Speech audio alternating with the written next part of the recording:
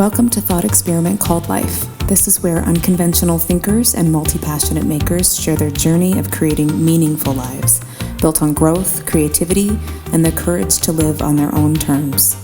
I'm Greta, a musician, a martial artist, an herbalist, and a fellow traveler through this mystery we call life. Every other Tuesday, I bring you real conversations with rule breakers and path forgers. Subscribe on Substack for more resources, mindset, tools, and more. I so want to reinforce the idea that you can start anything at any time in your life. And the idea of getting older, now that I'm getting older and reaching different milestones, I see what society says, especially for women, says around aging, and I ain't got no time for that. Mm-hmm. None of it. And also, I have no time for, if you haven't figured it out in your 20s or your 30s, it's over. No. I actually, when I was in any of my schooling, when there was somebody who was a few decades older than the rest of the group, I thought that was the badassest, most badass thing ever.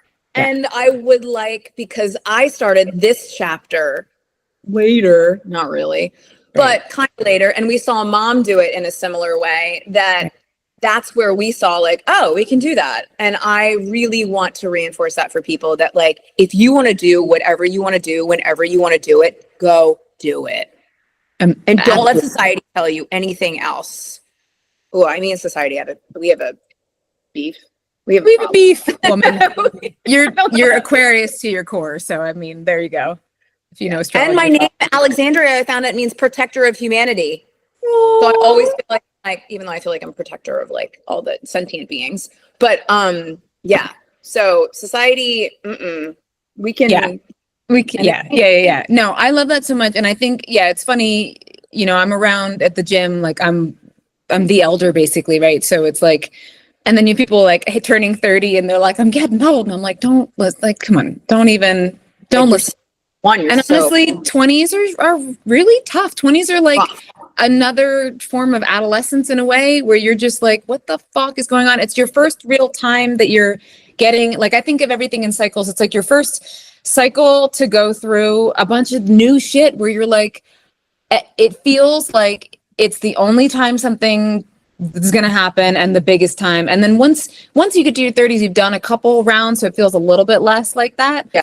And then now in 40s, it feels very, very liberating in that sense. It's, I love it. So I definitely, it's really what you choose. And also, even just life is the affirmation for me that has been really helping is life is beautiful and I have time.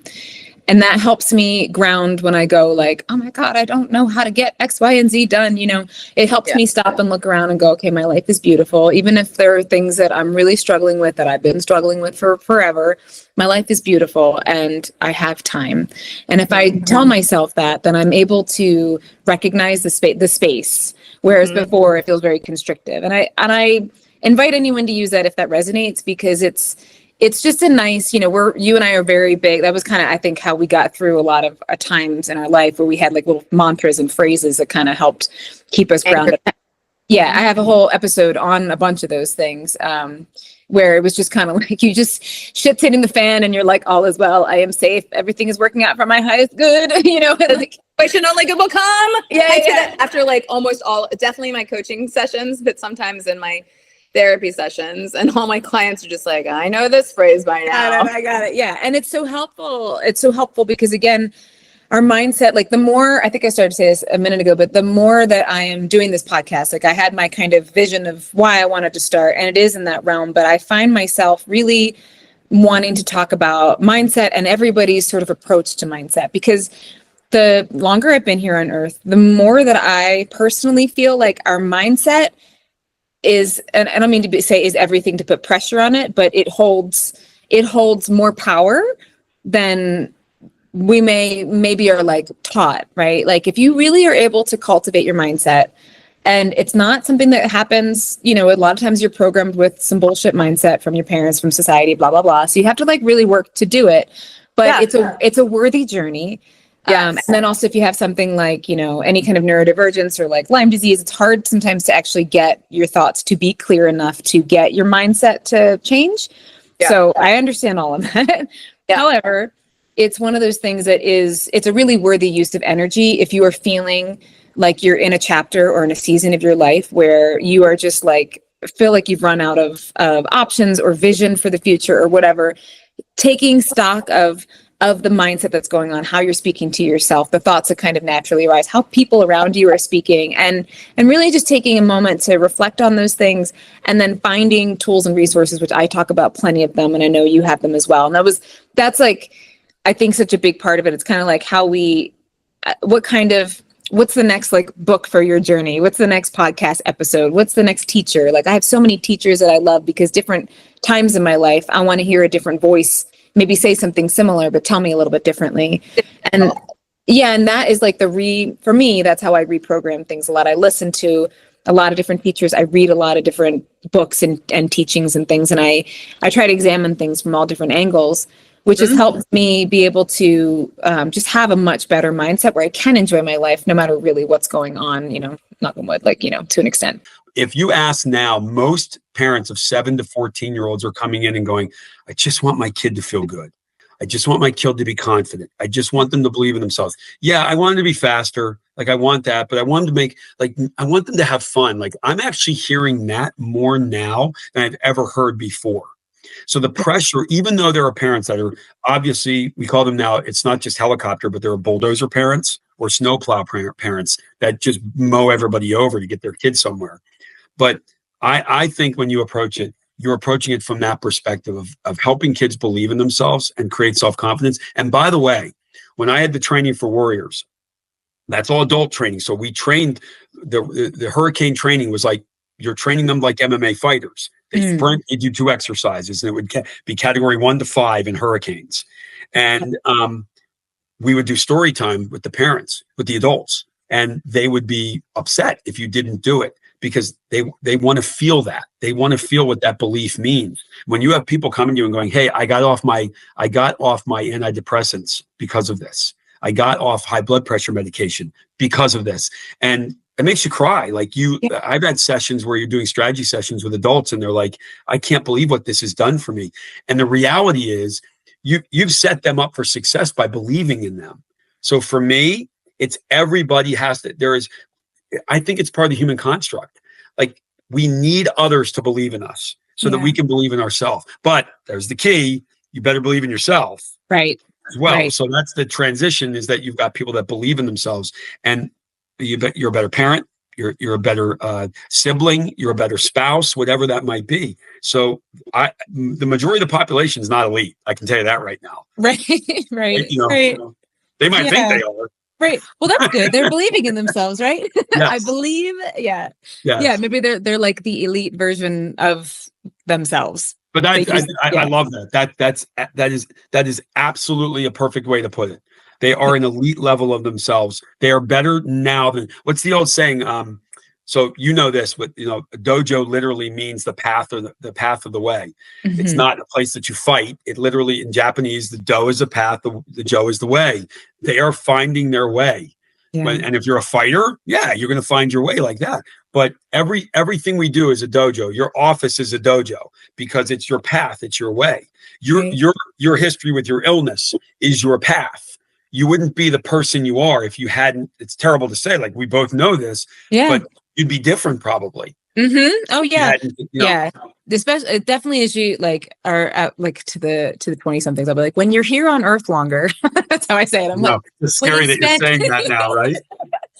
When you've spent some time, many rotations of the sun. Yeah. You just kind of, if you choose to look at it that way, which is, again, a lot of what I talk about, is a lot of just inviting people to look at things a little differently and be like, okay, I am who I am because of all of this, whatever happened. But truly, if you have gratitude towards the part, just like being in school, and we could, not the education system that maybe should be honored in that way, but having something that you wanted to learn, there are many times where it just sucks, right? But it's also part of it. And if you just kind of don't take it personally in that sense, that's what I had to do, is really change kind of how I thought about it, in the sense where I'm like, I'm not going to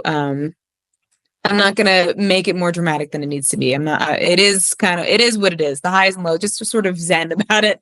It makes it a lot easier. And then you really can go like, oh, when shit happens, you really do start to look at things differently. I'll say I really start to look at things differently and go like, where are the areas that I'm learning from and building from? I saw this quote, I think I posted it a few weeks ago, and it was something to the effect of, if people are watching your life as a movie right now, the audience, like, what are they screaming to you right now? Like, they're like, you need to do whatever.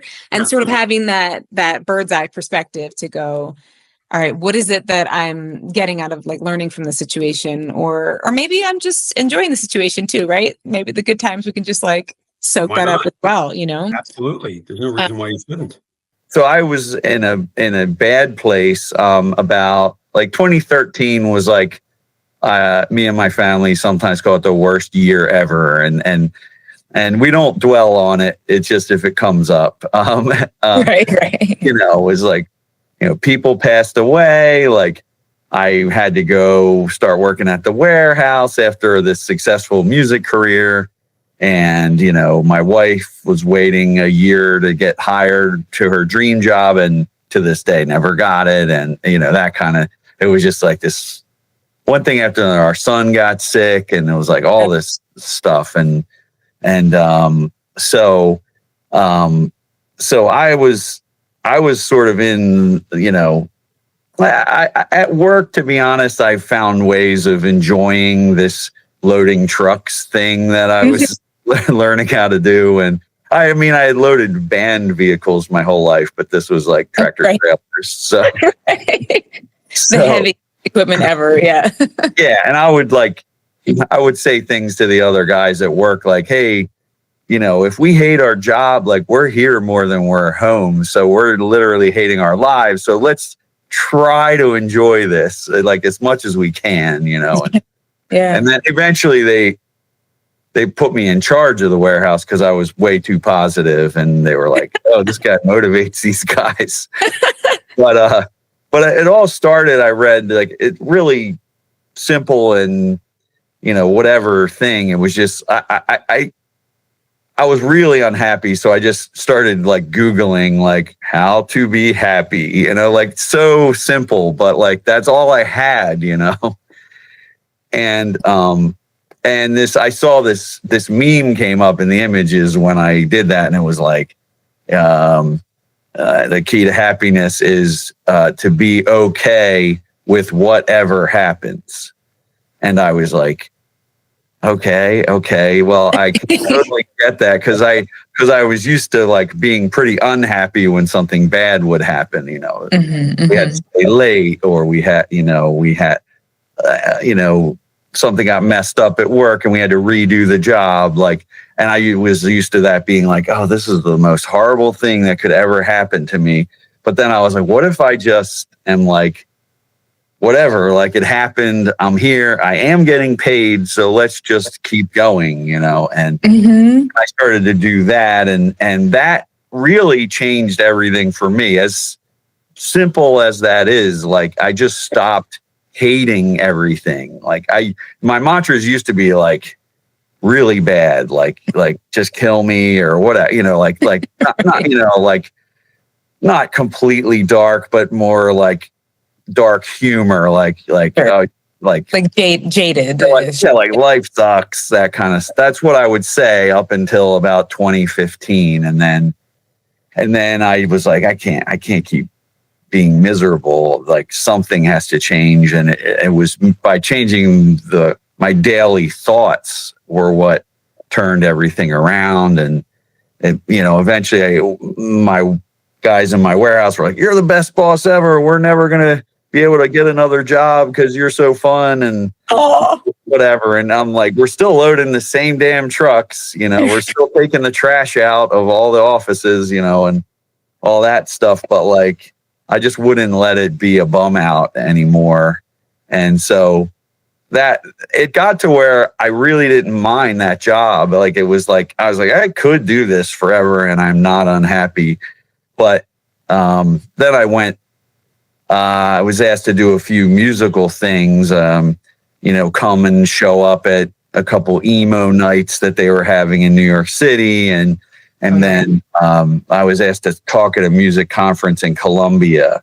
And I'm sure I mentioned Colombia to you before, but I've been back 3 times. And that first trip changed the rest of my life, because I just was like sitting there with a guy from Venezuela, a guy from Chile, Colombians, every place in South America, and a guy from Canada and someone from France. And I was having the best conversations I had in years.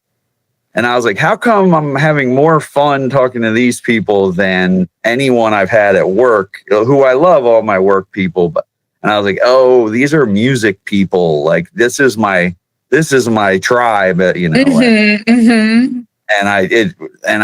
hit me as soon as that hit me, and I was like, I have to quit my job as soon as I get home. I have no idea how I'm going to pay for anything, but what has to happen, and that's what that's what I did, and I quit, and at the end of January 2020, I was done at my job, and a month and a half later, COVID happened, and it was insane. And I was like, oh, wait a second, I don't have a job now. And I didn't qualify for a lot of unemployment because I quit my job, and so I was supposed to do a few tours and things like that and produce some bands, and everything just stopped. So it's like, oh wait, now what am I doing? So but that was okay, because I had said I'm okay with whatever happens. And I'm pretty good at like rationalizing myself back to, it not when I'm super upset, but like, right. I'm like this weird, I look at it in a nerdy way, I feel like, and I just go like, well, I guess I just got to keep doing it. And like, I really don't want to, but I'll go walk today, and go for walks in the woods, 3 times a week. And, I have time for it now. And, I go with a close friend of mine who, lives by himself, and it's his way of getting out of the house, my way of getting out of the house. And so, and then good things started happening all of a sudden. Like I was called to play in the band Say Anything. And next thing I knew, I went from like loading the trucks and thinking I would never, like literally thinking I would never play music again, to like 4 nights sold out at Bowery Ballroom in New York. And I'm like, what? That's so awesome. Yeah, it was amazing. And so it's been like, still, like, even with that, like the night before the first show, I had a panic attack and had to go lay down in my room while the whole band was here at my house, like, and the crew, we were rehearsing in my studio. And I was like, guys, I can't see right now. And oh no. And I realized I was having a panic attack. But anyway, so it's not all, happy all every day. It's not easy, but like, I was just freaking out because I hadn't played a show like that in so long. I was playing with my own band, The Color Fred, was opening for, and I was opening, and then I was also playing in the headliner. And this one piece of gear was not working that we all needed to use. And I was like, that was what set me over the edge. Yeah. Oh, it's always the gear. It's always the technical. You're just like, I can't. Why? Yeah. So that was, and then I had to, like, eventually. It was funny because we were rehearsing. We were sort of doing Zoom calls before with the band, rehearsing for the shows. And that band, the singer's in charge, and the other guys are, you know, younger, like we're all just trying to learn all these songs. Like, you know, originally we had to learn like 60 songs, and we cut it down to 25, I think. But they were all freaking out, and I was like, guys, we can't freak out, and we can't be nervous, or like we can't have anxiety about this, because if this isn't fun, I'm not going to do it. I was like, the only reason I play music is because I love it. I didn't get to play music for like 8 years. If this is not fun, then these 4 shows will be my last shows, and that's it. So please, let's not freak out over this. And you know, that they were freaking out because they thought we had to learn at that point it was 40 songs. And then I said, no, we're not doing that, because I'll just quit. Like, we're going to start with 20. And when we get to that, we can feel like, okay, now we can at least play a show, and then we'll go from there. And so, and ever since then, the band has been really just a fun thing. And we've been on tour the last 3 years, and we're all in a bus together, you know, camping and just, you know, having a blast. And so that's what I try to do with everything. Even if like that band, I'm not the boss, but I was still like, sorry, I'm You're like, I gotta. I'm making this fun, or else, you know. So, I like that thread. This is going to be fun, or else. Yeah. I love that so much. Are there things, I'm just curious, because like I definitely, like, we're talking about like mindset and keeping it at the forefront of your mind. Do you listen to certain things or read certain things that help you stay in that mindset? Yes. Yeah, I went through a lot of different phases. A lot of my early how to be happy. I also became obsessed with like the whole alien subject. Yes. And currently doing my own revisit right now. Yes. Yeah. So I got so deep into that I, like, you know, everyone knows Tom DeLonge from Blink-182 is like the alien guy. And I'm like, I'm so deep into this, I could tell you why I disagree with Tom, like why he's wrong about certain things, you know? And he's like talking to the CIA or something at the moment. And I'm like, no, he still doesn't get it. Like, but he's one of my long ago friends that, so I was sort of into that, and then it went to you know, the other dimensions and the idea of the higher self, and you know, watch a lot of people's near-death experiences and realize how many of them are similar, and then start to learn you know, about why certain ones are different, because it's sort of a reflection of you. And so though, and I, you know, I've always gone at it like with the aliens. I'm like, all right, if it, just so no one thinks I'm insane, because that's like the whole reason that you can't believe in it, because you'll be crazy. My thing was always like, all right, if I find out tomorrow that it's all not true, then I'm not going to cry about it. Like I have one thread to like the old me that didn't know about it, and then the rest is like, okay, I'm in, tell me more. And you know, so yeah, I mean, it's super interesting. We, you know, I think if people find that weird at this point, I find it weird that they find it weird. Like, no, but, you know, it's interesting. And I know you and I, when I was coming over and taking lessons and stuff too, we would talk about these kinds of things a lot, and just it is good for the brain to be curious. I think it's good for our spirits, and especially if we're creative people, it's good for us to be curious. So, you know, I listen and read and watch all kinds of different things, just because it's like, well, let me see it from that. That's interesting how this person looks at it. That's interesting how this person looks at it. Right now I'm listening to the Gnostic Gospels because I'm just really curious. And, and I also been like really into Taoism because I think that is kind of just how, and that's actually what you're saying too, pretty much, like the flow of like the Wu Wei. You're just like, let me just, yes, go with the vibe, right? Yeah. You're one of the most grounded people that I know, that I've known for a long time. And we come from, let's just say, not the most grounded circle of people. Right. And I've always admired that about you. And I'm curious as to, like, is that just kind of, are you always kind of like that? Or are there things that you do to kind of keep, like, when shit hits the fan, how do you kind of regulate and keep yourself grounded and have perspective?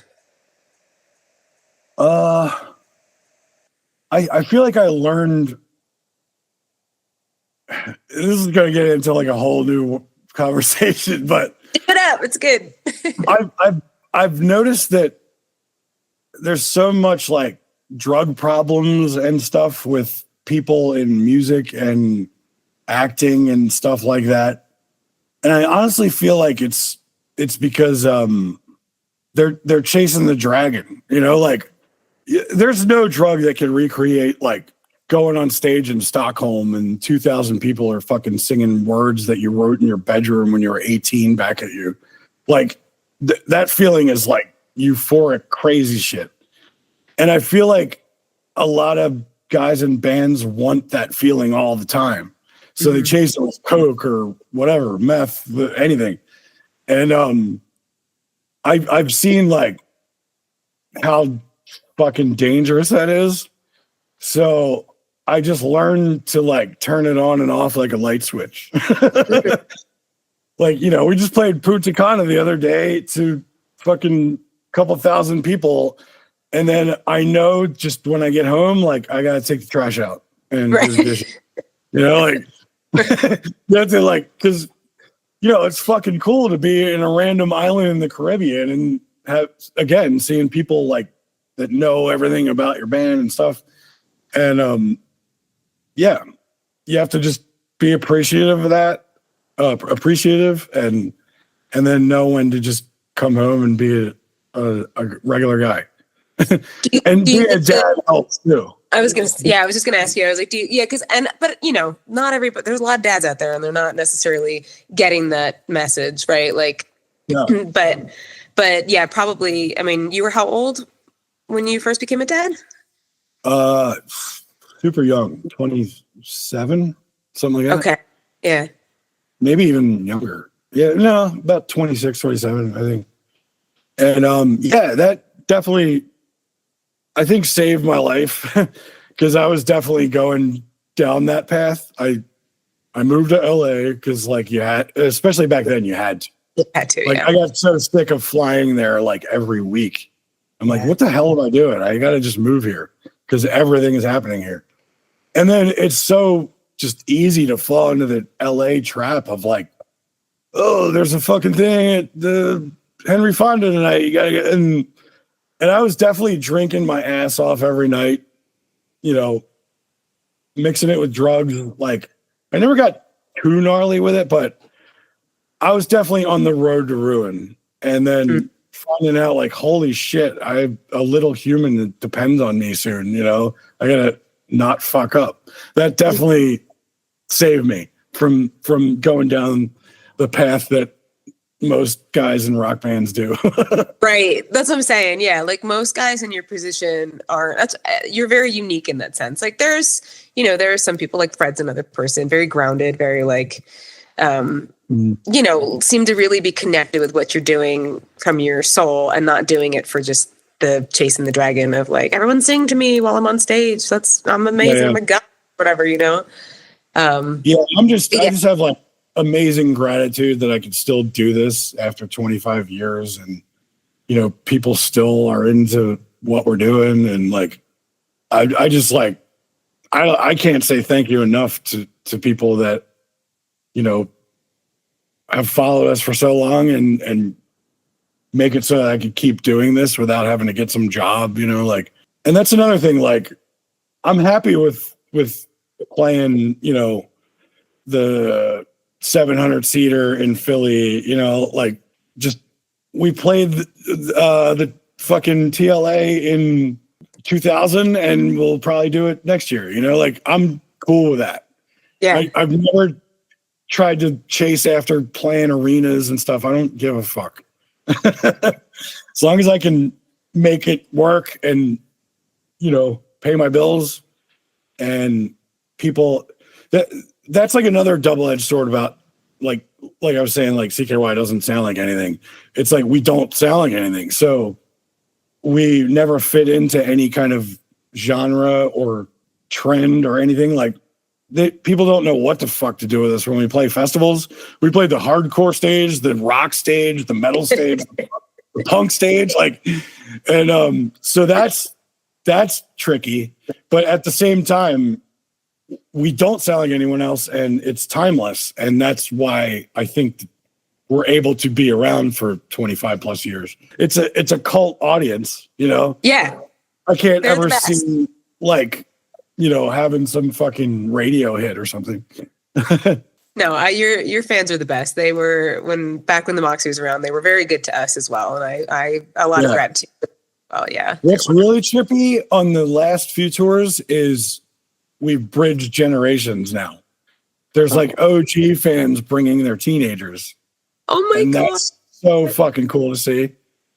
And sometimes it's reverse. Teenagers bringing their parents, you know. And I mean, I do that.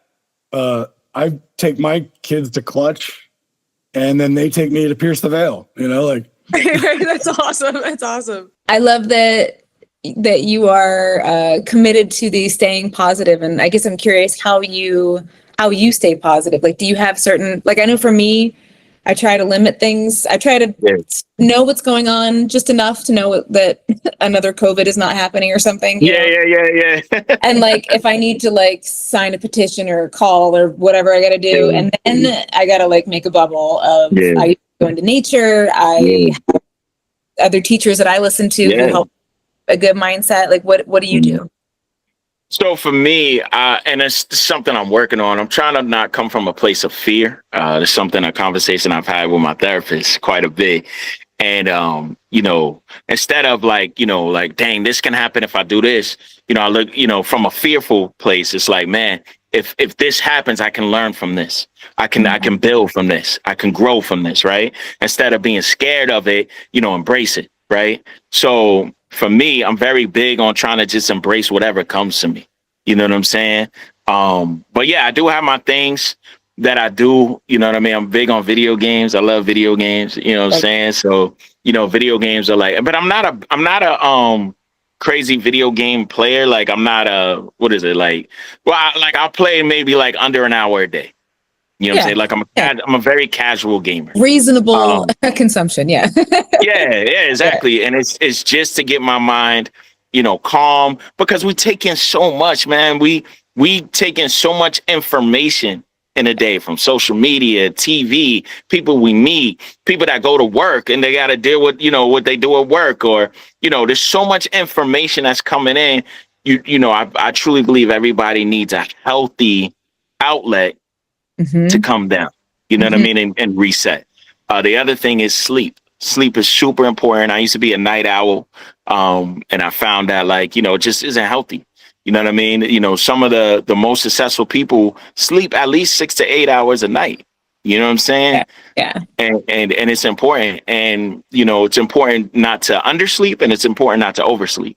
You know what I'm saying? It's important to stay in that 6 to 8 hour range. You know what I mean? So that's what I aim for. If I don't, I make sure I get a nap in for the day. You know what I'm saying? Because rest is super important for our brains to reset, for us to make smarter decisions, for our emotions to be better controlled. You know what I mean? So it's a lot, and I know it sounds like a lot, but when it becomes a routine and this is how you live, you know what I mean? It's not as bad. You know what I'm saying? Like, no, I think it's beautiful. I think there's a really really good staples, like you said, having an outlet and sleep. Yeah. And you think of like a baby who needs to sleep and they're just like crying and cranky. And Yeah. you're like, I see babies sometimes like that. You And I'm need like, to I sleep. know. I'm Yep. like, I need a nap. I feel like that on the inside. Yeah, You for know, real. like, yeah, I'm like, I don't want to feel like that later.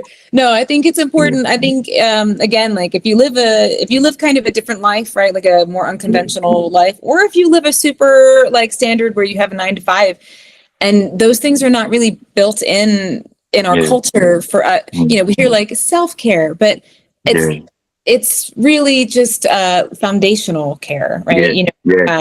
even you're saying Yep. the therapist, like I'm talking to my therapist later today, like those Yeah. things are really Yeah. important. Having, Absolutely. just the kind of environment, right? We've got to create an environment for ourselves, and it is really up to us to create that environment as It best. is. Yep. And we can't always control those things, right? But the biggest piece of it, I think, is when we stay aware of what we need or what is calling out to us in that moment. Maybe we can't get the full 8 hours that we want. Can we at least get 6 and then take a nap later? Let's Yeah. just be aware that you should schedule that in so that Yeah. everything else is easier and feels more Yeah. manageable. It's like, Yeah. yeah, sometimes I think being an adult is just like reparenting yourself, Yeah. you know, It is. right? Like It is. figuring out Yeah. like how would I handle this if I was a little me right now who Yeah. needs a nap Oh. or needs to just like Yeah. play a game. I know that's why I train. We my soon to be husband and I we both do jiu-jitsu, and like I teach, Okay. and so we both teach, and so the teaching is fun, the training is fun. I always wanted brothers, so I feel like I have like 40 brothers I get to beat That's up. dope. That's so cool. Yeah. Yeah. That's so cool. So for me, like, we hustle our runs all day long, Yeah. and then it's like we go train. I put my phone Yeah. down. You just are with Yeah. your people, and Yeah. and it's like anytime if somebody's listening to this and they're feeling like out of balance with that, like Yeah. it's figure out where you can play more, whether it is Yeah. some kind of play. It doesn't have Yeah. to be structured, but it is so important for us, Yeah, and it's got to be healthy. We got to remember that too. It's easy to go to alcohol. It's easy to go to drugs or anything like that. And it does feel like a temporary fix, but unfortunately it has a long-term effect. You know what I mean? So, if finding a vice has got to be something that's healthy. You know what I mean? And again, I'm not no saint. You know what I'm saying? I've had periods where I used to drink all the time. You know what I'm saying? And you know what I mean? It's about realizing. I remember, man, it's so funny. I had, because my boy, Budokai in Colorado is a recovering alcoholic. So I remember when I went to visit him, right? It was like no alcohol in the house, right? And I found myself like wanting alcohol. Like I found myself like, I had urges like I need a drink, Yeah. And when I realized that, I was like, I have a problem. Like this is crazy. You know what I'm saying? Like I'm craving alcohol. So, sometimes we gotta take accountability. Sometimes we gotta, and it's not beating yourself up. It's just like, you know what? This is something that I realized this about myself. I need to work on this. I need to fix this so I can be a better version of me. Yeah. You know what I mean? It's not about changing. It's just being a better version of myself. We hear empowerment a lot when it's in reference to women because there's been a lot of disempowering things that have happened. Yes. And to just make the decision and commitment to yourself that you are going to call back your power is a huge first step. Yeah. I believe that's also, there's so much. It's not even just, being disempowered, but I believe that with our society today, with all of the demands and all of the expectations of how we're expected to show up in our everyday responsibilities, sometimes there can be an overwhelm that happens there. And from that overwhelm response, right, there is those feelings of disempowerment that happen, that disconnection that happens with self. And when we also talk about empowerment, it's also a reclaiming of yourself as well, right? It's a reclaiming of who you are, what are all the aspects of you, your own personal sovereignty. And I think that oftentimes with so much external factors that are going on in the world, there is this disconnection that happens, and this idea of like, question of, well, where am I going? Who am I? How can I even move through this world in the way that I want to continue completely authentically and empowered as self. And it's a reminder that yes, we can move through this space and time in a completely authentic, completely sovereign state of our own personal wants, desires, dreams, and beliefs, and feel empowered by that. And that's a part of that too, is creating that belief and that realignment of, well, what is it that I want? Because so oftentimes when we think about what do I want, there is this label of selfishness that is put on that, right? And there is a level of selfishness, but it's a level of selfishness that is meant to be looked at. Right? Because it is about the self. We're here to live and walk our own purpose in this world. And so often with all of these external factors is trying to disconnect us from that part of who self actually is. And when we come back to those places of the natural realms of working with herbs, with working with crystals, which are all things that were put here on this earth for us, right? And we have that safe space where we can land and we can just breathe and we can feel again, right?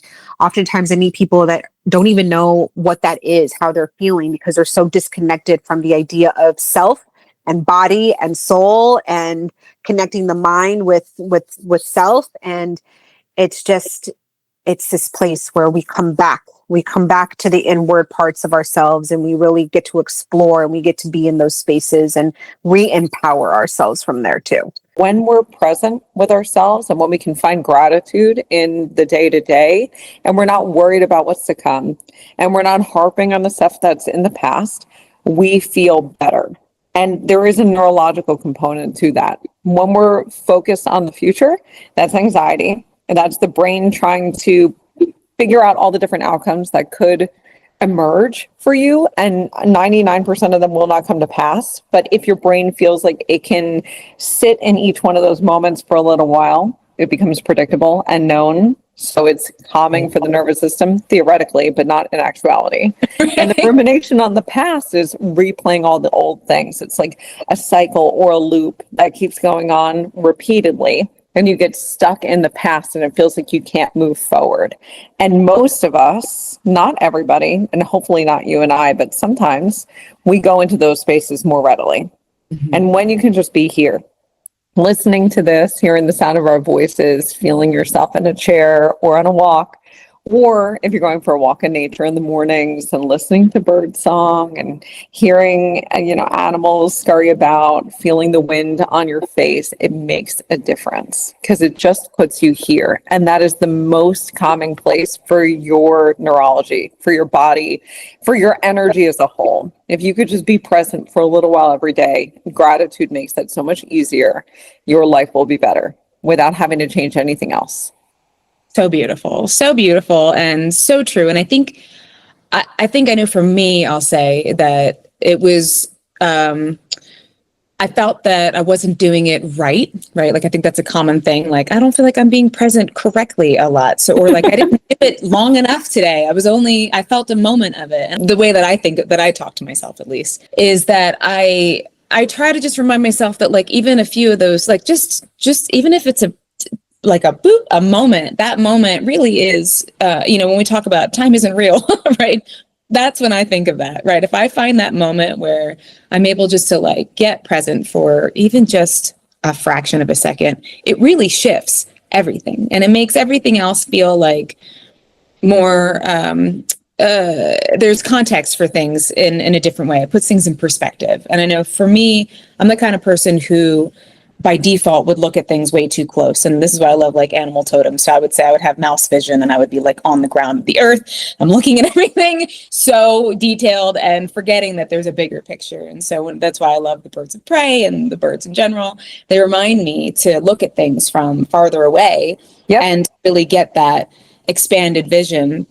And that really, even if that's just a second, and hopefully I, try to get there a couple times, but it's enough. I feel like, and would you agree with that? Yeah, and this is funny that we're having this conversation because I'm actually in the process of writing another book. And I know it's not the right time to do anything because it's Mercury retrograde, but I love a challenge. And my Yes. agent was like, give me some chapters yesterday. So I've been writing furiously for like the past week. And yesterday I kind of finished up my chapter 1, and I have a whole section in it about how sometimes we as people are looking at things too close up, kind of like looking at a painting, but your nose is up against it. Yeah. And it's when you get a bird's eye view, when you can stand back from it, and you can see the entire painting, that you go, oh, duh, there it is. And it There makes it is. total sense. Yes. Yes. I love that so much. Part of my like mission here, and it's self-serving for sure, but I know there's other people out there who want to hear from people who followed their path. I know I get inundated with stories. It's like, I just like committed to my dreams, and then like I did some, meditations and I'm blocked or whatever. And then now it just happened, right? Like it just, everything fell into place. And there are times where things fall into place. But they're like, at least in my experience, right? You get like some breadcrumbs of like, okay, you're going the right direction, things are moving. And maybe this is from being a martial artist, but I know for me, a lot of times the blocks that I run into, the walls that I run into are more, I tend to interpret them more as something to get stronger and get more skill, like develop the skills about, and unless it really feels like a wall. And that can be a little tough sometimes to decipher. When is it like, do not go this way? And when is it like I always think of things like video games, like you need a few more things to pass this level, right? Like you need to collect a few more, whatever. And you were sort of saying that about in the beginning when, you went to pursue this path, and it's like, okay, it's hard no matter what. You have a lot of expectations there. And yeah, like it probably, how long did it kind of take for things to get into a groove where you went, okay, I think we're still building, but like we got to the first like landing or whatever. Yeah. I mean, in some ways I'm still there. I mean, to be honest, like, it's because I think, when you really care about something and you're passionate about it, there's always this drive to kind of want to do more, touch more people, that kind of thing. And so there's always behind that, beside it, whatever, there's always this like, okay, but, should I push this way? Should I push that way? Should I fall back a little bit? Am I doing too much? Am I not doing enough?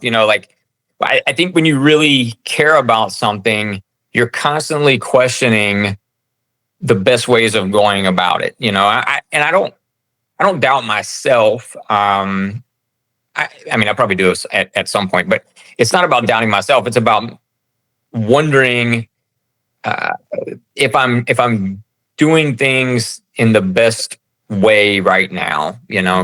And so probably like initially, it probably was a good 2 or 3 years before I felt like, not that this was a good decision, but this was a decision that I'm going to be able to turn into something real, and I'm seeing like the fruits of labor here, and we're touching people's lives, and you start to get. It takes a while before you have the opportunity to have enough people come through that then can come back to you at some point with a story about how you affected, their lives, no matter how small it was, or it may seem. It was a big deal for them to come and tell you about it, and so those kinds of things take time to kind of accumulate. And once that started happening, it was like, okay, this is why I started this, and this is. I feel like I'm doing the right things and moving in the right direction. That's an amazing marker. I love that. I think that's been like kind of one of my things that carries me through in terms of, I forget what like the actual saying is, but like to touch a life in general is I think it's an Emerson quote. My mom had it in our house, but it was a whole thing. But basically the point of it was if you've touched a life, then you have succeeded. I think just so much of the work that the internal work that I've done this past year is dealing with fear. And I didn't realize that fear was such a big motivator in my life, and on paper I do really scary things all the time. I fight people, and I like kind of crazy sports, and I travel by myself. Like, I do a lot of things that on paper are kind of scary, but so many of the decisions that I've made surrounding like my lifestyle and my person have been motivated by fear, and I want to control everything. And so acknowledging that I'm afraid, acknowledging that I can't control everything, like the perfectionist, the brave perfectionist in me doesn't like to hear those things, but letting go of that and allowing myself to be afraid has allowed me to make a decision that I think deep down I did want to make. And I see what's happening now is this huge personal development movement is, I think, an important piece of this. But it's not just, us watching like our other people's podcasts and doing all these different things. It's us investing time and energy into our own development and our own growth. And the sooner we do that, the better. And I'll say this, Greta, and that, it's very difficult in our 20s and into our 30s to do that. It is very difficult because there's so much external static going on around us all the time. And I don't think that we're mature enough to handle it all the time. I know in my 20s, I wasn't. I was not, no. There's no way, it's like, I thought I was. Yeah, but I think we all think we are. I was like, I got this. And I was like, no. Yeah. And that's the cool thing about whatever iteration of business you want to develop, whatever new thing you want to do, it's never too late as long as the message is correct. And again, I keep going back to this, how you serving other people. But now you got to serve yourself. I mean, you got to do that because there are people that will serve others and then they will not, they're falling apart as they do it because they don't serve themselves. So I really believe that for me, the top three things, and people may not disagree with, may not agree with this order. I think it's health, relationships, and then career. Career is a distant third. And it really is. Because if you're not healthy, you're in big trouble. And if you're not healthy, your relationships fall apart. If you don't pay attention to relationships, everything falls apart.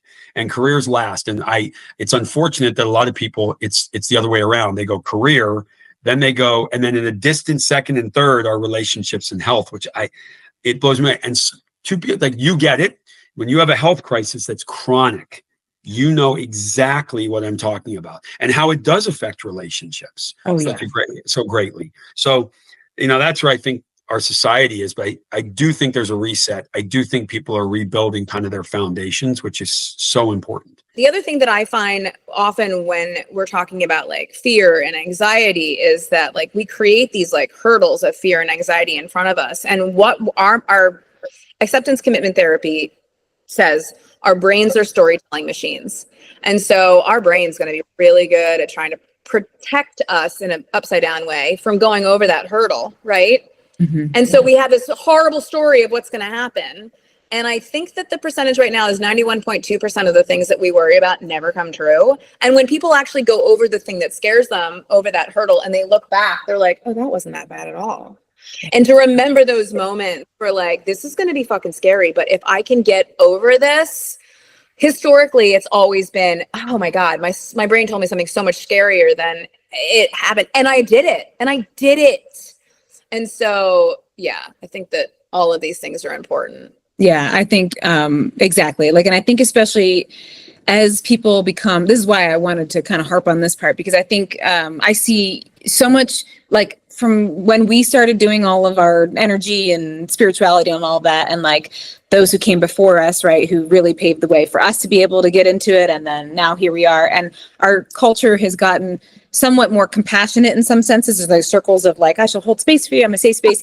And also having that Sadiqa kind of vibe. Like I remember when I was like, I feel like I'm going to throw up and pass out. And I told the story in one of my episodes, but I told it because, I was trying to, and I did, I was like, and she goes, well, if you throw up, we'll clean it up. And if you pass out, you'll wake up. And I was like, oh, all right. It was so great. And it, I felt in the moment, I was kind of like, you don't understand, but I understood what she was, because, for me, because of my martial arts background, I saw it as a martial arts thing. Like, yeah.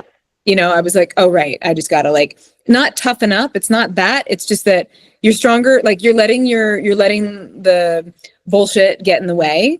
And we'll know if there's a real scenario that needs to like be addressed, but like, that's not it, And I think what I'm trying to articulate is that as we become more compassionate and safe spaces for each other, and this kind of mindset of like highly sensitive or sorry, as I'm highly sensitively feeling this hair just in Get it my, out, get it out. it was just like, boop. It's still there. All right. Whatever. Resiliency. I shall not pay attention to it. It's fine. So, as we learn how to have that other side of things, also helping each other maintain our strength and resiliency in those moments. So it's like being the friend in our community, let's just say, like our friends and all of that, as we show up, to also reflect back to them, like, you got this though.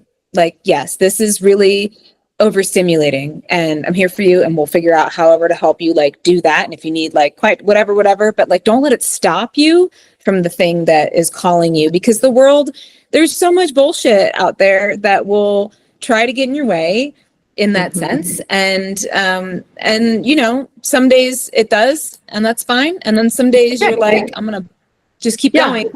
And I think that that's the evolution that kind of was missing. Like, that's where I love to think of it that way, at least, that, before we grew up in a society and culture where it was just like, especially go and do it, like fucking, and then now I see a lot more like gentler, like vibes coming through. And I hope to see those two come together, because if it's too gentle, then you're just like protecting bubble. Don't ruin my vibe.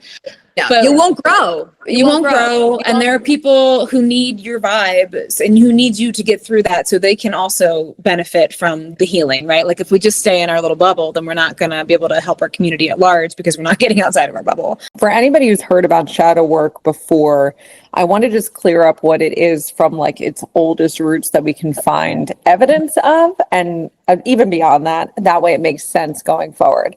So in the late 1800s, early 1900s, Carl Jung and Sigmund Freud were like the fathers of psychotherapy. And Sigmund Freud was Carl Jung's mentor, and he was trying to coax Jung into doing all the things that he was doing and get him to think the same way. Because at that time, there wasn't research. Nobody was like, let's study this and see how this empirical data can tell us. They were like, I have a great idea, and I'm going to try it on 50 unwilling people. And we're just going to see how it goes. And if it works, I'm going to write a paper about it. Everybody's going to love it. And that was how psychotherapy really began. And as crazy as that sounds, and how lacking in empirical data it was, there was some stuff that came out of that time that was spot on.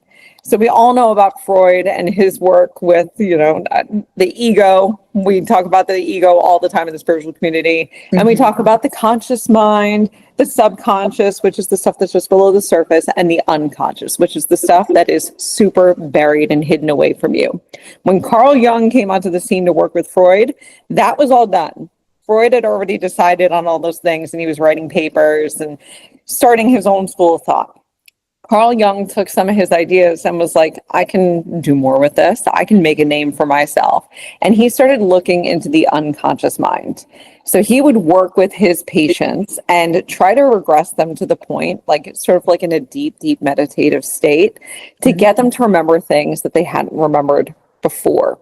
So he was doing that, and he called the unconscious mind the shadow. That was his rebrand so that he could slap his name on something. Nice. And then shadow work was the process of doing that deep meditative work to get them to remember things they'd forgotten. And during those sessions, things would come up that clients were like, I don't remember that ever happening to me. And then they'd talk to their older siblings or their mom and dad and siblings were like, you don't remember like drowning in the lake and like so-and-so got you out of there? Yeah, that absolutely happened. Wow. So he was getting enough feedback from people that it was like, oh my God, I fact checked this and this is legit, that he started running with these concepts. So now in 2025, the psychotherapy community has rebranded shadow work again, and they've called it something else, but they're actually doing research around it. There's a section of psychotherapy called internal family systems. Sounds super friendly. Yeah. And so there's a piece of it called parts work, and parts work is shadow work. And during that, what they're doing is they're regressing people to the point where they can bring up those repressed memories through theta brainwave state. and watch as we break down the system within your mind, because we can break down old neural pathways, which is like the ways you see the world. And when it's done in that capacity, your eyes are open. And what the therapist is looking for is to see your eyes start to vibrate. Because when they do that, it actually means an old neural pathway in the brain is breaking down. So they're looking for this. I That know, gives it's me wild. chills. That's crazy. That's Yep. so. So now we have the research to back up this super old thing. So now that I got that out of the way, in TikTok and all these other places, everybody's talking about shadow work, and they're rebranding it and making it kind of cutesy and easy for everybody to do, because shadow work is scary and we can make it friendly and something that feels approachable. And they're calling it journaling and like mirror work and reflections. And yeah, all those things are awesome. And they're like precursors to getting into shadow work. But by definition, shadow work is being in that deep meditative state so that you can access unconscious memories when you're in theta. And when you open the door to those and you bring them into the conscious mind, you work to change how your body remembers them. Because our body, if anybody's read The Body Keeps the Score by Bessel van der Kolk, our body keeps a score. Your body literally remembers the trauma. So when you remember drowning in a lake at 2 years old and someone coming in and saving you, you might start shivering. You might have your heart racing out of your chest. You might find you have sweaty palms. You might start to have brain fog. So when we bring the memory up, we want to calm the body down. So we change the way you're breathing. We change the way you're thinking about it. We remind you that you are totally safe and everything is fine. That is shadow work. I was on birth control for, a long time, like a lot of women are. And I went on, my IUD expired, so I went off of it. And I remember like the first time I got a period in like 8 years, I was like so angry about it and horrified. I was like, this is going to be my life for the rest of my life, having this like the cycle and this anger and like the depression. And it's gotten a little better with like some good nutrition and stuff. But we were in Mexico, and I remember standing there at dusk, because I also like dusk, watching the waves come in and seeing the moon start to come out and the waves, and just this like understanding of like, okay, this is what my hormones do and my emotions do every month. Like, if nature can sync with this cycle and, be captivated by it, like I can let this go a little bit. But, yeah, in high school, I didn't eat enough, and if I started to get a period, I could go on a hard run and it would go away. And I was like so proud of that. It's like, I'm never going to have a period. And so I think I had 4 all of high school. Like I was not super healthy, and but that was like a badge of honor. I like didn't want to have all the things that came with being a woman. I remember like praying to God that I wouldn't get boobs, because I wanted to just like be tough and masculine and fit in with the bros at my gym, Right. And so, yeah, learning to like be in tune with my body and understand that it's like a healthy thing for me to have these cycles and how your hormones and emotions work. It was, very interesting. Yeah, it's I think I was on birth control for like 15 years, and when I got off of it, my cycles were whack, so whack. It was like I would have it for a month and then wouldn't have it for like 4 months, and it was like, oh my god. And then having a mom as an OBGYN with that. It's a whole other layer. Yeah.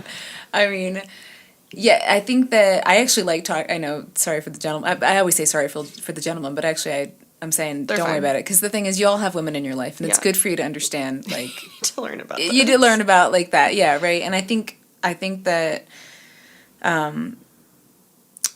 when it goes back to the being a bitch thing for me, that we do as women, we're taught to just be like, and like be agreeable as much as, not as much as possible. It's better nowadays, but it's still there though. It's still there. It's like, just be cool, like make sure people are like comfortable, whatever. And so you do that all month long, and then you feel like shit, and it's like, it's as if let's just say you have a cold or like a flu or something, and you're supposed to just be like, that doesn't bother me at all. I'm fine. I'm fine.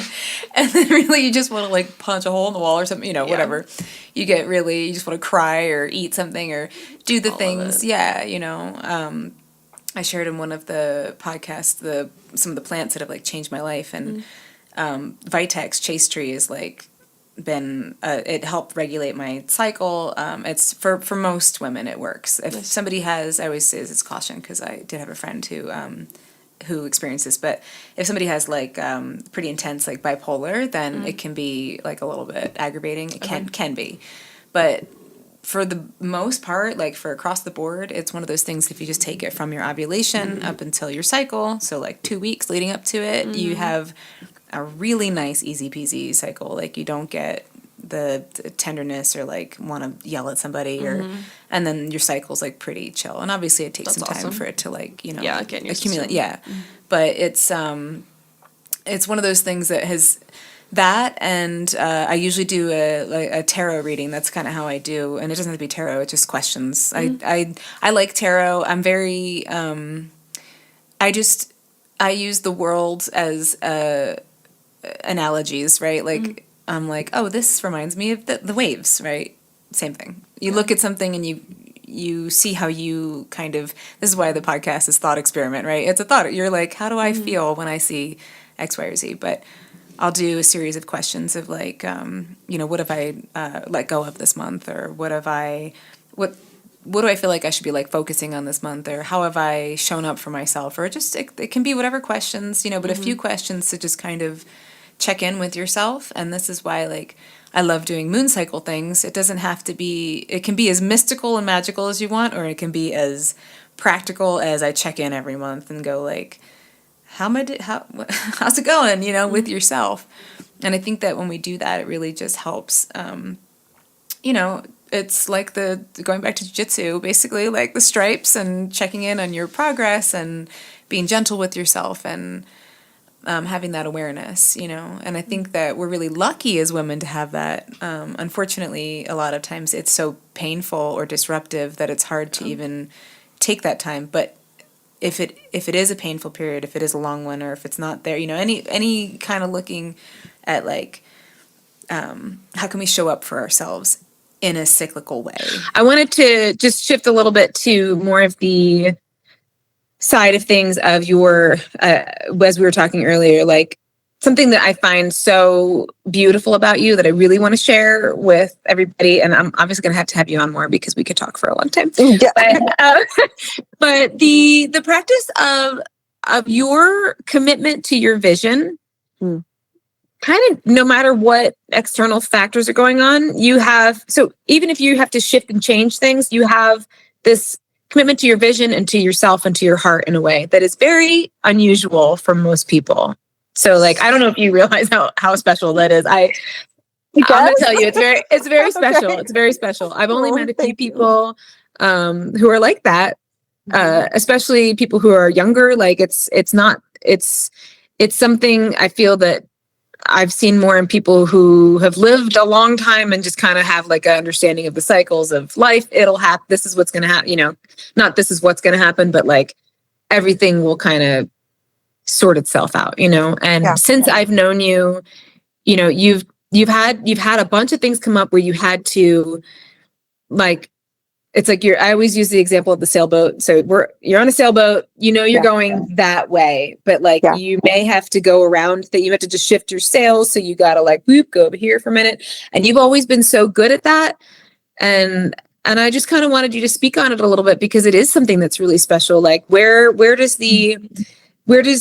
you always like that? Did you find a time where you went, okay, this is the vision that I have, especially with Prana? Because Prana is more than your shop. Prana is just like what the container that you've created. It's a whole vibe. It's not like a place. She's an entity all in herself. She's an entity. I feel like all in herself sometimes. And I'm kind of just I'm the groundskeeper of Prana in some way.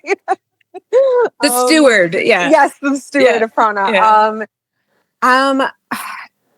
To be honest, I feel like I really don't know where it came from.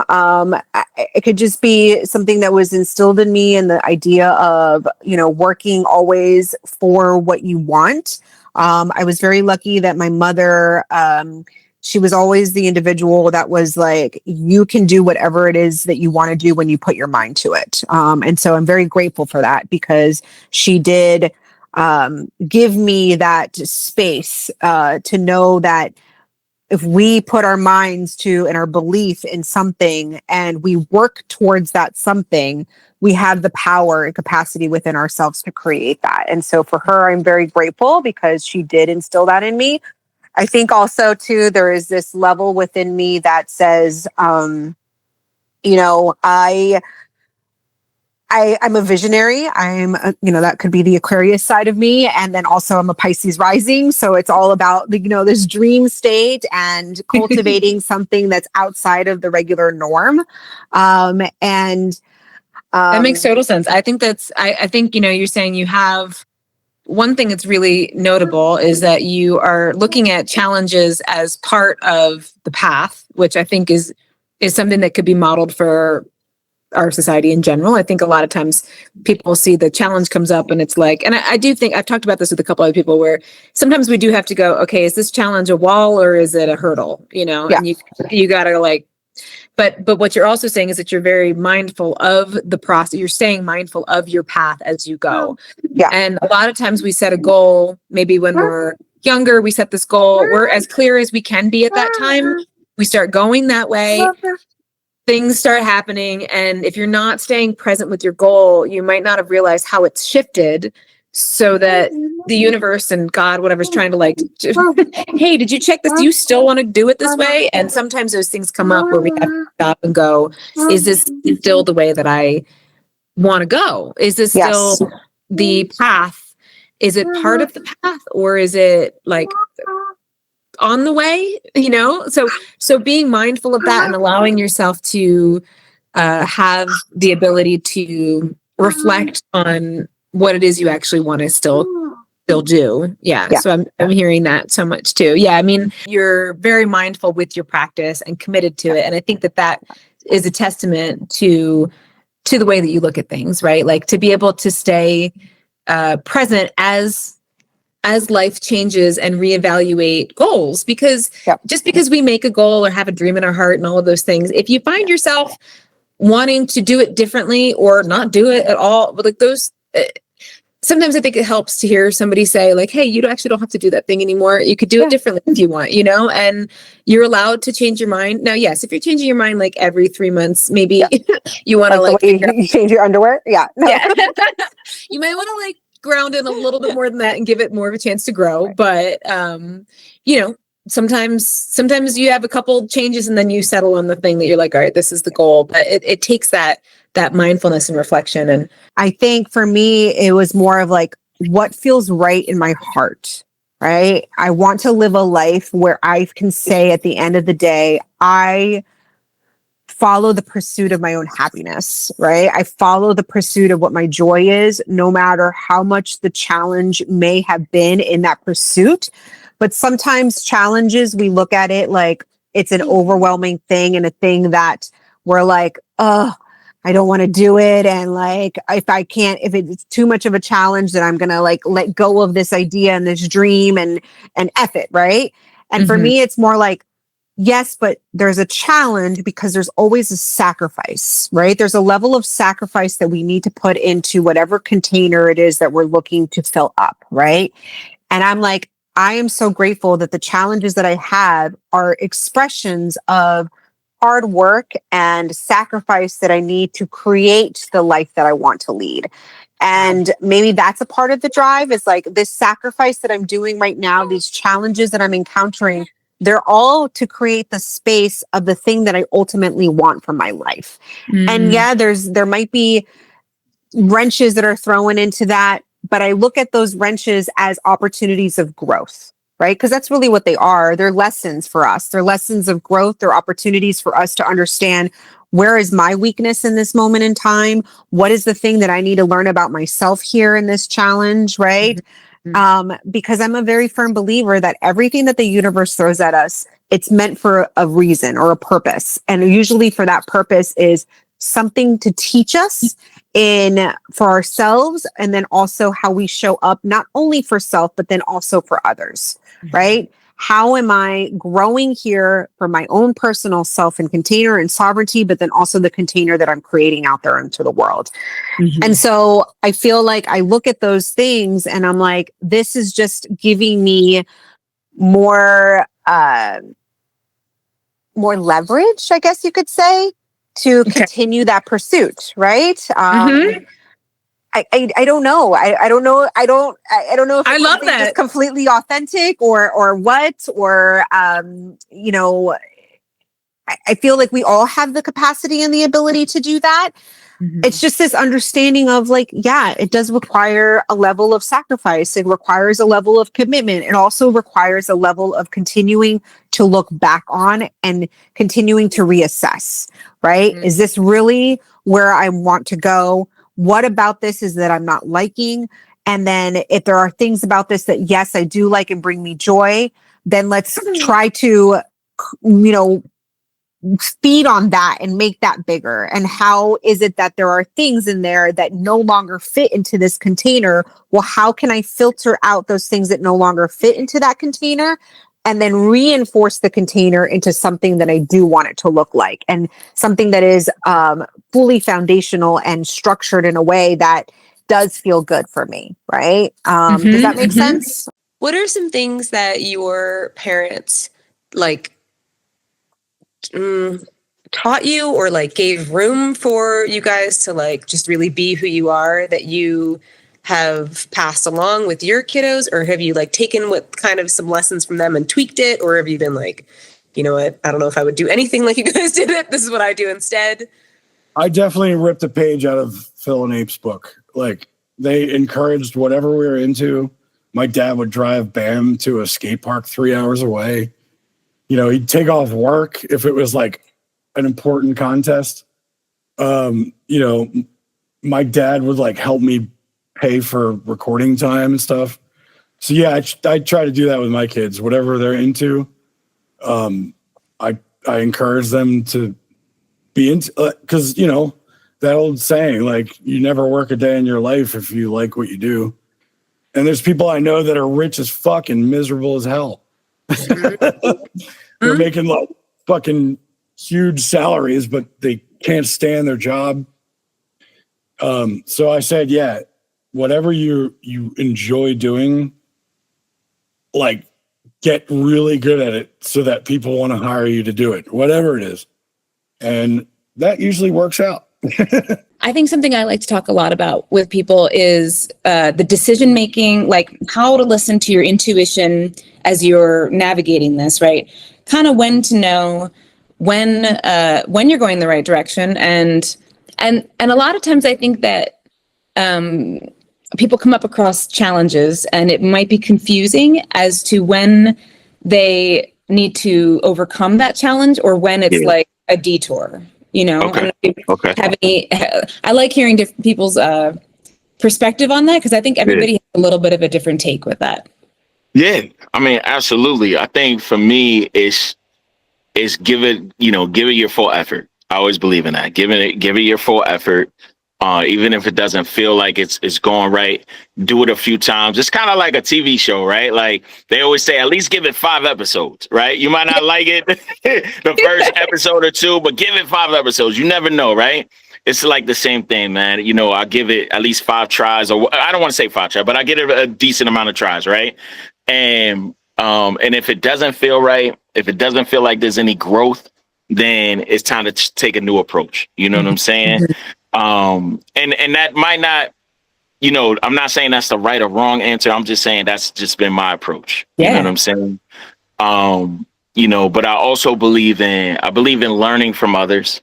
I'm big on learning from others. Like, I'm not the hard-headed type was like, I need to learn the hard way. No, I don't want to learn the hard way. You know what I'm saying? Like, if I seen somebody else, you know, be productive, go on a certain path, then I'm gonna study that person and I'm gonna see what they did to go down that path and be successful. You know what I'm saying? And then I'll add my own twist. You know what I'm saying? Because everybody has their own personality. Everybody is their own individual. You know what I'm saying? So I'm big on learning from others, observing others, and still making it my own. You know what I mean? I'm very, very big on that.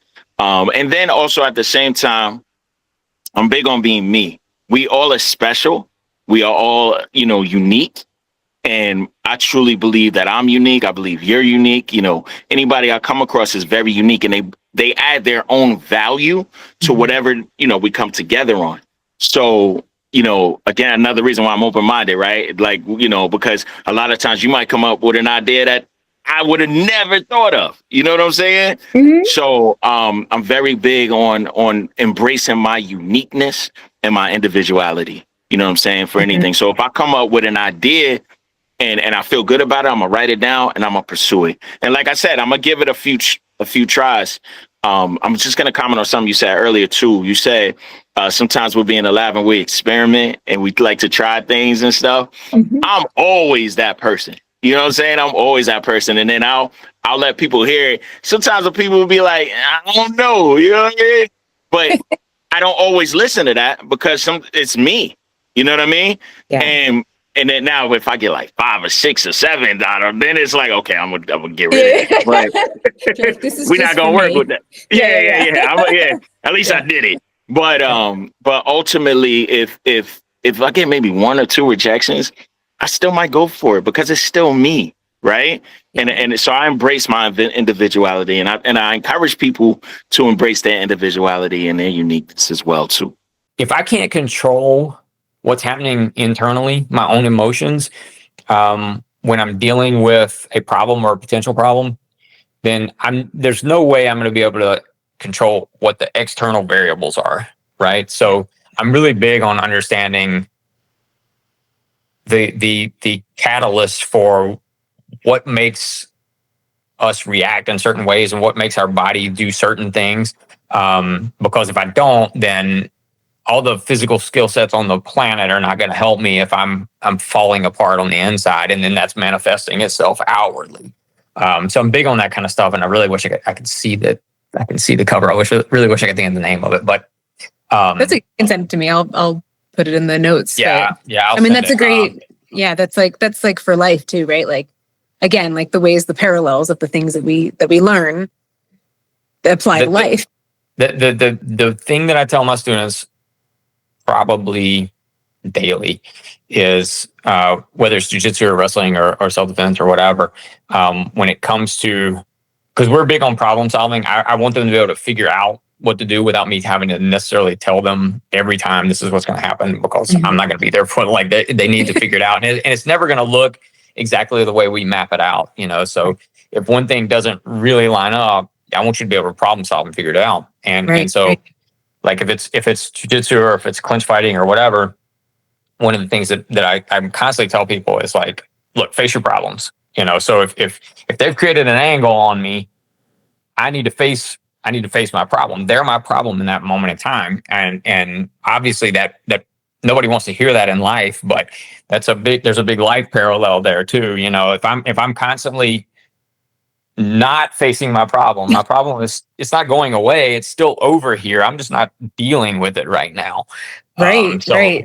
I mean, for jiu-jitsu, it's a perfect example. And it's something that people can see quite readily. If somebody's passing my guard and they're moving to side control or knee on belly or whatever, and I go to face away from them, I'm going to be in big trouble real fast. Right. And so it's an easy thing to see and feel and visualize in jiu-jitsu and clinch fighting as well. But I think there's some massive life parallels there too. And that's sort of a thing for me, is like, you should do that thing that you love. Like, you should write that book. You should, whatever it is. And then people are like, it's easy for you to say, but like, really, like when I was young, like I was destitute for a long time because I would not give up on that dream. And I was like, all right, 2 more months and then I'm getting a job at Walmart, like whatever it has to be. And then sure enough, within those 2 months, something happened that got me to the next month, and right. And so, it's been a very long journey for me. That's what when I say like, just follow your dream. Like I've said it earlier, like it's not going to be easy at all, but but if you know that that's what you're supposed to do, then, and like, I always knew I had to take care of myself on the way. So I always had to have that stupid side job, always like some crappy job. I mean, that's why they put me in charge of the warehouse. They're like, how do you know so much about warehouses? I'm like, I've been in a food warehouse. I've been in a furniture warehouse. I've had every shitty job in this whole area. Like, I'll be able to quit and go on tour on a moment's notice. And Right. Yeah. But oh yeah, yeah. go ahead. Go ahead.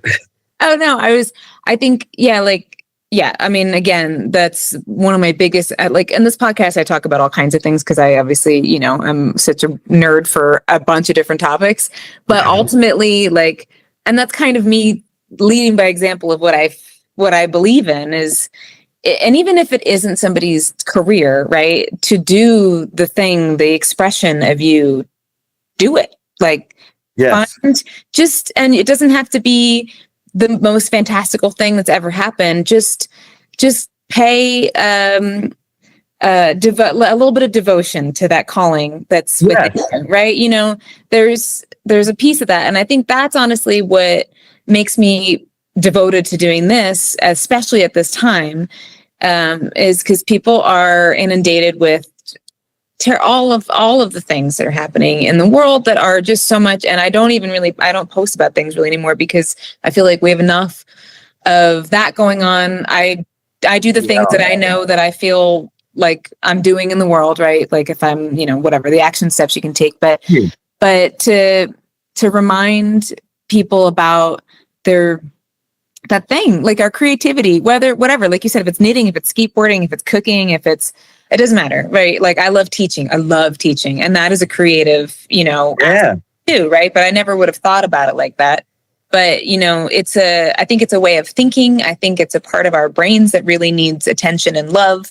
And when we're all stressed out about the world and although these things are happening, they're not always happening in front of us, right? So we have to have that separation of the things that we can do, but the things that are not in front of us, the well-being of the people of the world, right? And then the things that are right in front of us. It is so important for us to contribute with our energy from our passions, right? So whatever that is, it's like that's your contribution to this world. That's the thing that was placed inside of you. And even if it's not your career, and that's the other thing, people get I want to make, again, the 6 figures with my knitting company or whatever. And okay, maybe, I mean, I did well with haute couture with my jewelry, but it was a hustle and I did not have a chance to do what music was calling. That was really what I wanted to do.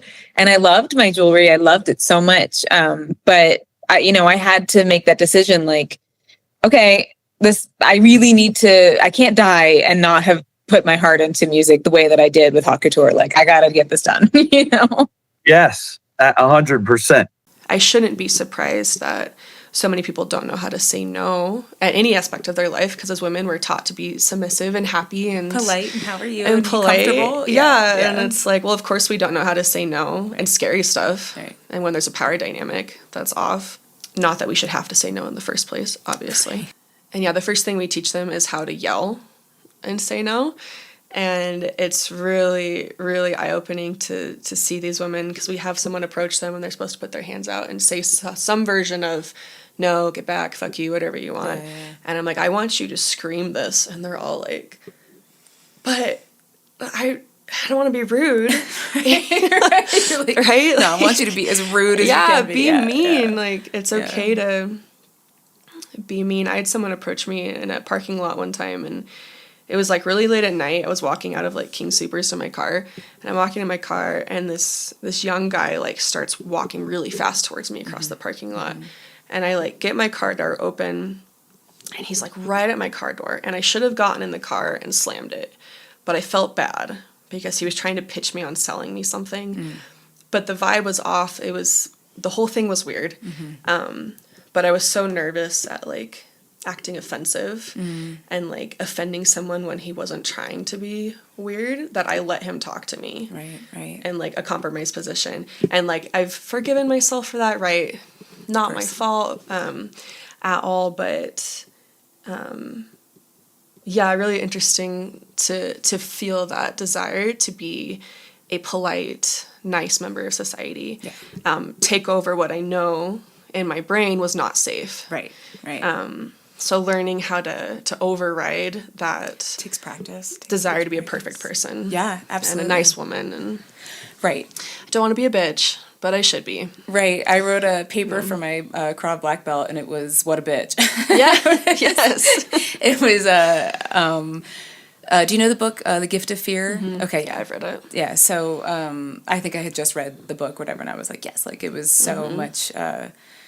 It's interesting with I'm so curious to hear about the approach, because as much as I love Krav, it is like, it was created for the Israeli military, and like, because everybody who's a civilian has to go into the military. So Yeah. like it has a different origin, and yet Yeah. is still self-defense when it came to the States.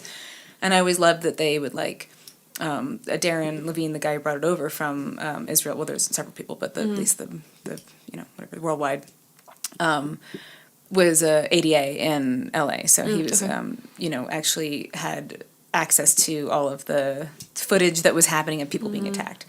But mostly training with dudes who are thinking about dude-centered attack kind of things, right? And Ernie, my instructor, and then his wife, Anne, who I want to have on at some point, because you would love talking to her about, teaches self-defense constantly. Like that's like her mission, and she's just like powerful. And the conversations that we've had about this specifically, when it comes to women, is really like, of course, there's the side of being able to just fight, right? Right. So like getting that spirit for just I look at a lot. I see like either jujitsu, self-defense, Instagram things, or other self-defense, and you're just like, but ultimately, right? Like we can, if we love to train and we want to keep training and we want to be like a little ninja, like great. But if you don't have that desire to do that, to spend that time, it's not fun to you, but you want to stay safe. It's like literally you just need to fight, right? Like have that. However, for women, it's not.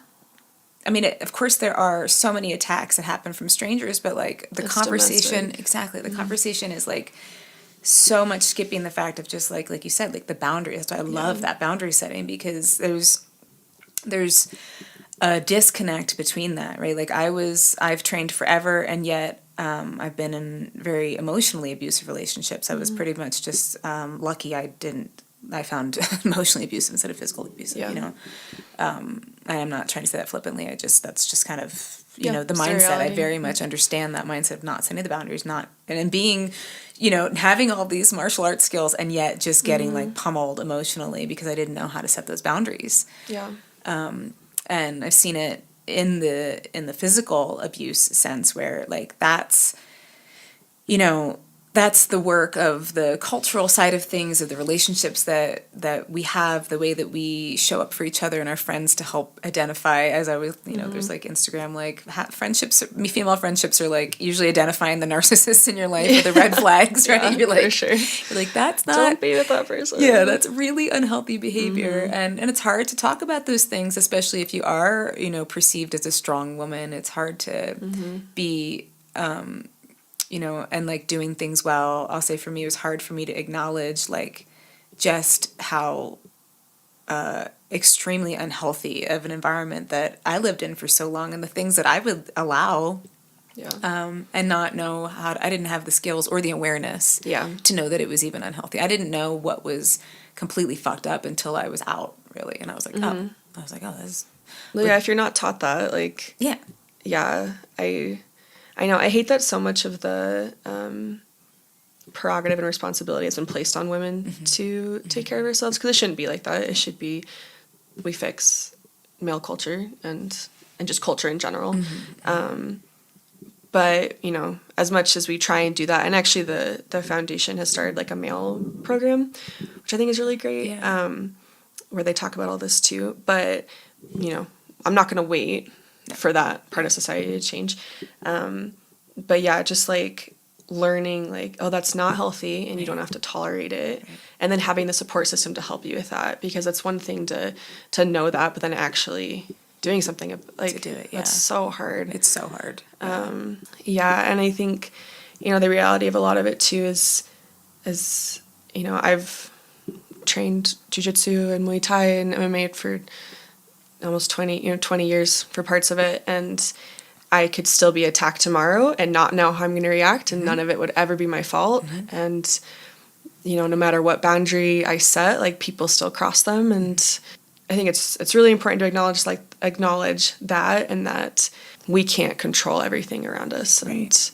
And that's like a hard pill to swallow, especially as someone who was raised to defend herself her whole life. Like, I don't get to control what happens. And that is one of the things that I love too, with the adding kind of like the post care if something does happen to you, like just acknowledging the fact that statistically it might, you know, but you still survive and you still get to recover. Like, whatever bad things happen in your life, there are tools to help you recover from, and just the freeing feeling of letting go of the need to control everything and knowing that there's ways to recover from everything. I love that. Yeah. I think there's this want in our world to be all things to all people. And I think it's a really good way to be nothing to no one. You know? It's Very like, true. you know, it's like this muddled mess of what is your mission? What is your vision? What is it that you're trying to do? What's your goal? Who are the people you're trying to touch? What are you trying to do for them? And just roll with that. Like, own who you are and do that, you know? And I don't know why that's so hard for people to do in our world. Art, music, like filmmaking, you know, there's not really rules. And that's great news for me, because I've never been good with rules. I didn't do well at sports. Rules are not my thing. And directions are not my thing either. I'm like, what? Yeah. Yeah. I think I definitely just like want to see people, whether, like, I feel like there's such a pressure to make something and put it out, you know, to be like, I made this, whatever. And that's cool too. Like, I love that. I love to see what people are making, or, you know, listen to what people are making. But yeah, I just, part of why I'm doing this is just really to encourage people to, because people are like, oh, I'm not creative. And I'm like, well, just let yourself like fuck around for a little bit. See whatever, I don't, you know, make some food or sing something or just move your body. I don't know, whatever it is that you're kind of like, I want to do that, but I'm not creative, you know, letting yourself just express what wants to come out of you. I really feel like it just helps our humanity as a whole. And I still really can't articulate it as well as I'd like to, but the weirdest part is, like, some bands that I listen to, like, they're not good musicians by any means. Just collectively, what they're doing is really interesting. And like, every time I'm like, okay, everything's fucking been done, blah, blah, blah, there's a band that shuts me the fuck up, you know, like, Sigur Rós from Iceland. Like, what the fuck? Again, not phenomenal musicians. The guy's playing a fucking Les Paul with a violin bow, and they record their album in an empty swimming pool. Like, and I'm like, I've never heard anything like that, you know? Yeah. So many bands like that, you know? King Gizzard from Australia is another one. Like, what the fuck is going on? Like, their guitars are tuned like insane.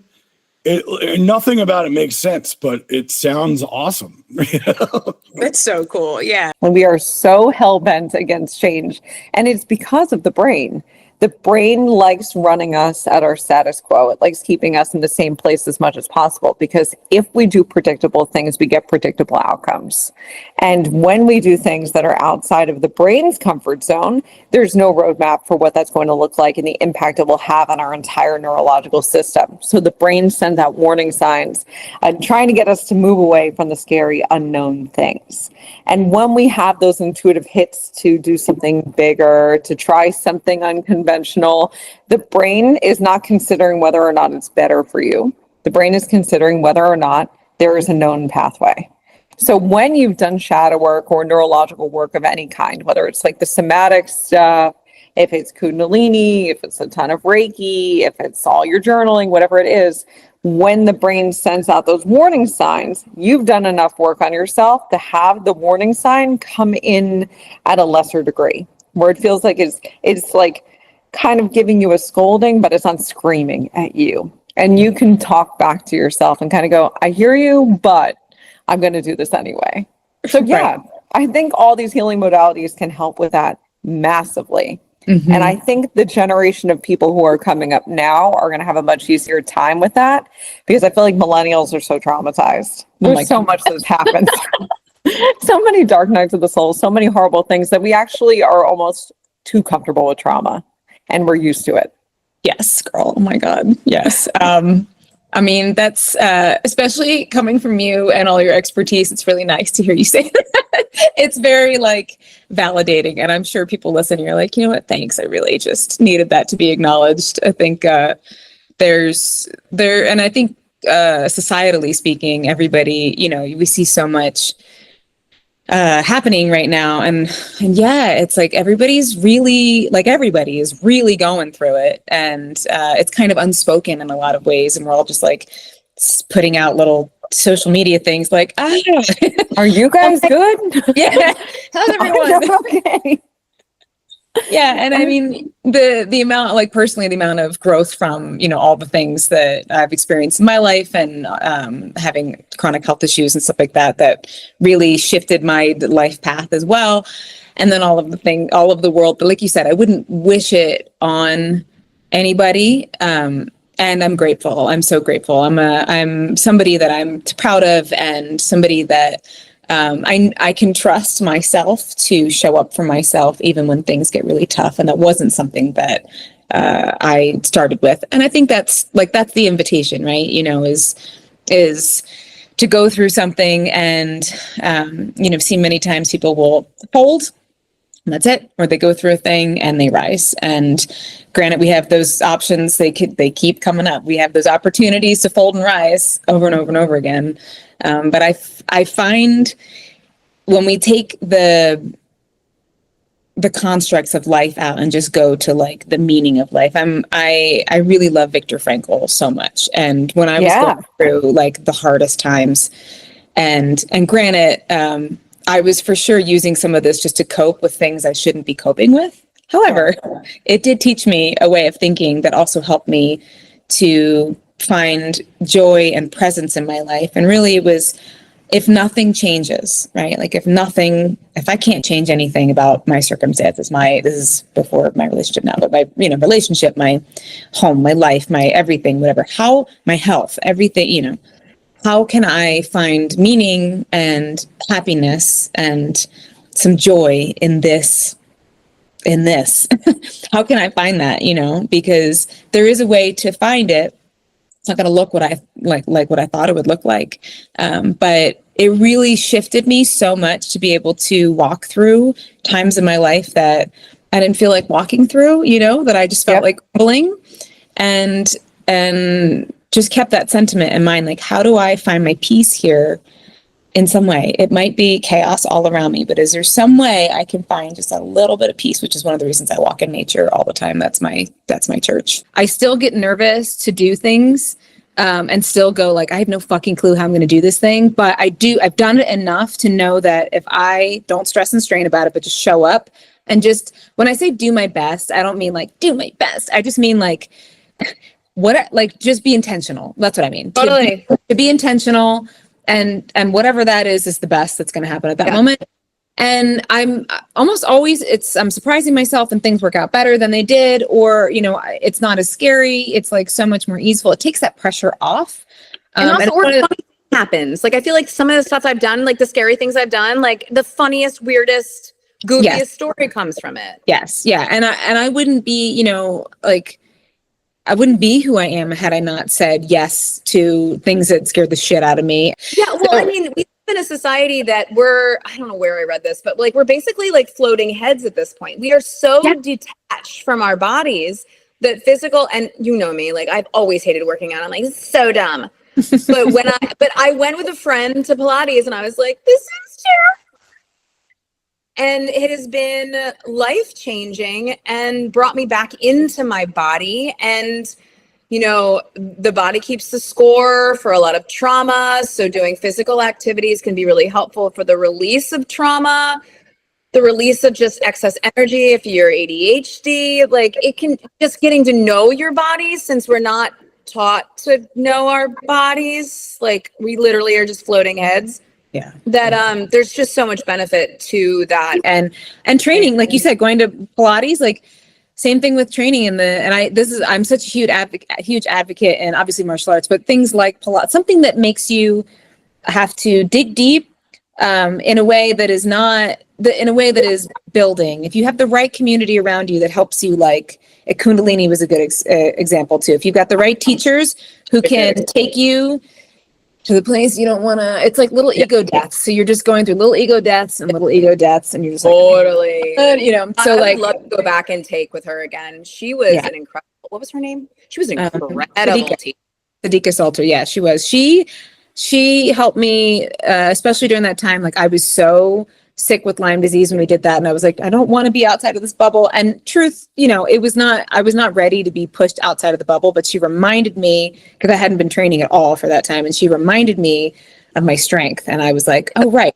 I'm like, I used to kick some ass. I'm going to fucking go do that. So, when we have those ego deaths, right, it just really helps shift things back into perspective. And whether you're doing martial arts or something physical is really important, I think, for those things. Because again, we're talking about, especially if you're like us and you're like super esoteric, right, and existential, you need something to physically ground you back down. And and again, obviously being in nature is a huge part of that. And also in nature, you can get real flirtatious real quick. If you're like us, so